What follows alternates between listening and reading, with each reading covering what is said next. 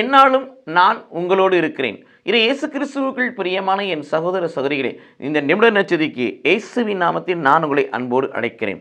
என்னாலும் நான் உங்களோடு இருக்கிறேன். ஆம், நம்முடைய கடவுள் நம்மை விட்டு விலகாத கடவுள். ஆகவே தான் மத்தேயு நற்செய்தி 18ஆம் அதிகாரம் 19, 20 வாசிக்கின்ற பொழுது, எங்கு இருவர் மூவர் என் நாமத்தில் ஒன்று கூடுகிறீர்களோ அவர்கள் மத்தியில் நான் மெய்யாகவே இருப்பேன் என்று சொல்லுகிறார். அவர் நம்மோடு இருக்கிற கடவுள்.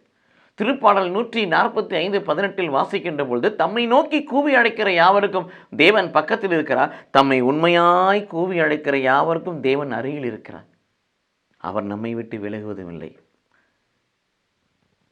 ரோமர் 8:31 வாசிக்கிறோம், கடவுள் என் சார்பாய் இருக்கிறார், கடவுள் என் பக்கமாய் இருக்கிறார், கடவுள் என் அருகில் இருக்கிறாய், எனக்கு எதிராக நிற்கக்கூடிய மனிதன் யார் என்று சொல்லி பவுலடியார் சொல்வதை பார்க்கிறோம். மட்டுமல்ல, திருவெளிப்பாடு 3ஆம் அதிகாரம் 19, 20 வாசிக்கின்ற போது, இதயத்தின் வாசலண்டை வந்து கதவை தட்டுகிறார், நம்மோடு வந்து அமர்ந்து விருந்து உண்பதற்காக.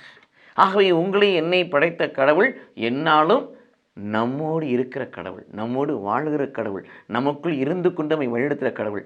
ஆகவே அவரை நமக்குள் சொந்தமாக்கவும், அவரால் வழிநடத்தப்படுவோம். கடவுள் நம்மை ஆசீர்வதிப்பாராக. ஆமென்.